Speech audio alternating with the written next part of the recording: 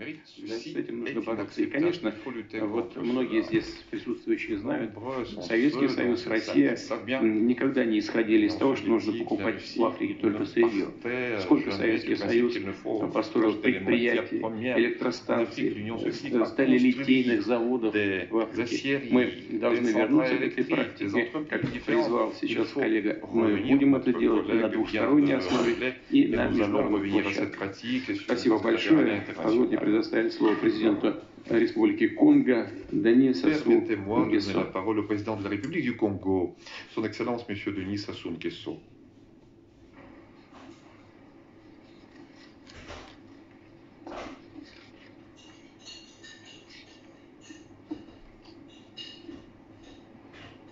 Monsieur le Président de la Fédération de Russie,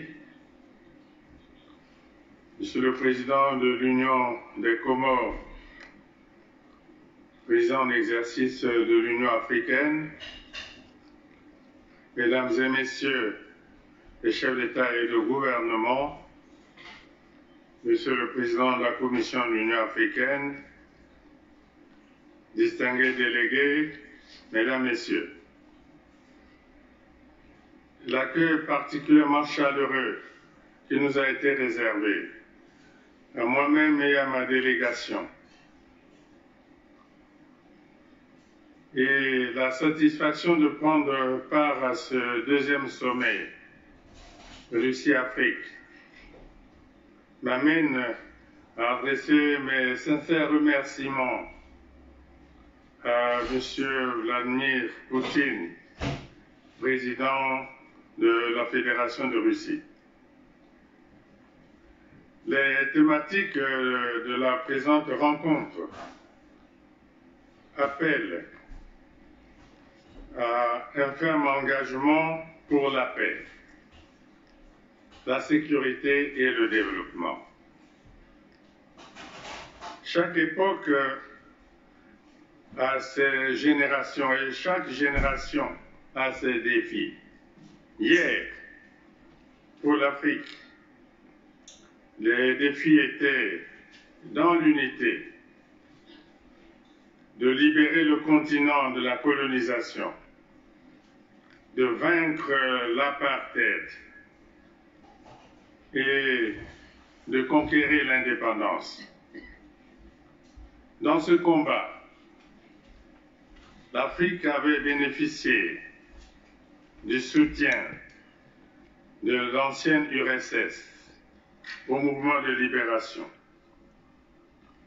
Le tout dans un élan de solidarité appelé à l'époque l'internationalisme. Pour assumer pleinement l'indépendance, l'Afrique avait besoin d'une élite qualifiée et compétente.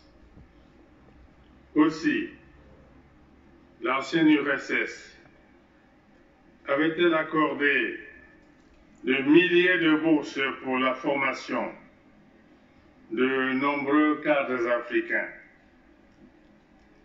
Aujourd'hui, le défi pour les générations actuelles porte sur le développement de l'Afrique afin d'assurer le bien-être des 2 milliards d'Africains attendus d'ici l'année 2050. Aujourd'hui, comme hier, dans le cadre de la libération, il s'agit d'un combat, celui du développement pour lequel l'Afrique ne peut se passer de l'accompagnement des amis, des partenaires, le monde étant devenu un village planétaire. L'on ne pourrait par exemple, Monsieur le Président, imaginer l'industrialisation du continent sans l'électricité. Souvenons-nous du célèbre mot d'ordre lancé par un grand révolutionnaire de votre pays, selon lequel le socialisme, c'est le pouvoir des soviets plus l'électricité.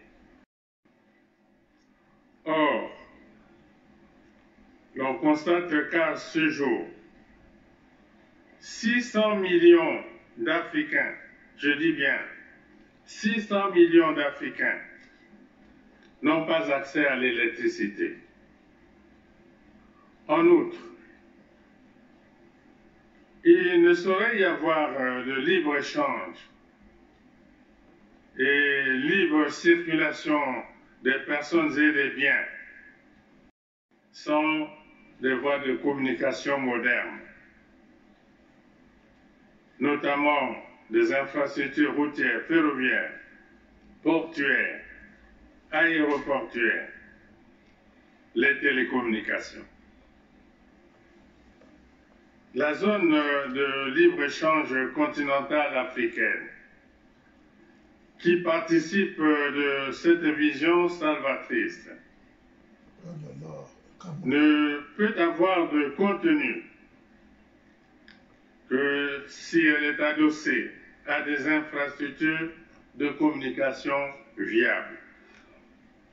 Or, tous ces investissements sont onéreux. Si un pays s'engage à les réaliser seul, ce sera au prix d'un endettement suicidaire. Ces réalisations ne seront possibles qu'en pool de pays ou dans le cadre des communautés sous-régionales. L'accompagnement de l'Afrique par la Russie appelle au renforcement du partenariat stratégique gagnant-gagnant. Cela impose aux pays africains de se concerter pour définir les infrastructures prioritaires qui constitueront la base de négociations globales dans le cadre de partenariats public-privé, de financement en BOT ou de crédits concessionnels remboursables sur le long terme.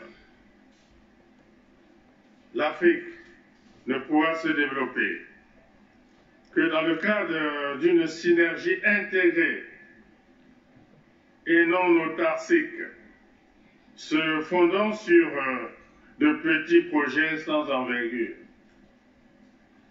Une telle coopération ne devait pas être réduite à une simple générosité basée sur l'aumône pour les uns et la mendicité pour les autres. L'Afrique dispose de suffisamment de ressorts pour concrétiser une telle démarche. Cette vision du développement est importante. Elle place la paix au rang de levier essentiel afin de garantir la mise en confiance des partenaires et la sécurisation des initiatives engagées. En parlant de paix en Afrique, il nous faut également évoquer la paix dans cette partie de l'Europe. C'est pourquoi j'en appelle ardemment à la fin du conflit russo-ukrainien. La sagesse africaine enseigne que l'herbe fait toujours les frais d'une rivalité ou d'un duel entre éléphants. Tel est le cas du blé qui a intégré les habitudes alimentaires de la plupart des pays africains, aujourd'hui confrontés à des pénuries qui ont un réel impact sur le quotidien de leur population. Pour une solution adéquate au conflit russo-ukrainien, l'initiative africaine ne doit ni être négligée, ni être sous-estimée. J'apprécie la position prise tout à l'heure par le président Poutine sur ce sujet. Une fois de plus, l'optimisme reste de mise, tant pour l'éventail des préoccupations qui seront abordées au cours de ce sommet, que pour la restauration de la paix dans cette partie du monde qui nous accueille aujourd'hui. Je vous remercie, Monsieur le Président. Большое спасибо. C'est une question cruciale et sans doute on va la discuter aujourd'hui. Nous allons tenir une discussion spéciale en ce qui concerne la paix. Bien sûr, c'est ça, c'est la base du développement. Moi, je voudrais attirer votre attention à deux points évoqués par le président, c'est l'infrastructure et la formation. L'infrastructure est une condition de base de développement, c'est évident. Здесь нужно определить, и здесь на что бы хотела обратить внимание. Je voudrais attirer votre attention que la Russie a des compétences pour développer l'infrastructure de toute infrastructure. Et il y a des ressources financières pour accomplir ces tâches, mais c'est ensemble que nous devons proposer et élaborer des outils pour résoudre ces problèmes. L'Afrique a assez de ressources pour élaborer avec ses partenaires, y compris des partenaires russes, ces outils. Et en ce qui concerne la formation des cadres, nous avons de bonnes expériences de travail avec la jeunesse de l'Afrique qui a du talent. Le futur de l'économie mondiale dépend des hautes technologies et le développement des hautes technologies sans les spécialistes est impossible. C'est une direction cruciale de notre travail conjoint. Je donne la parole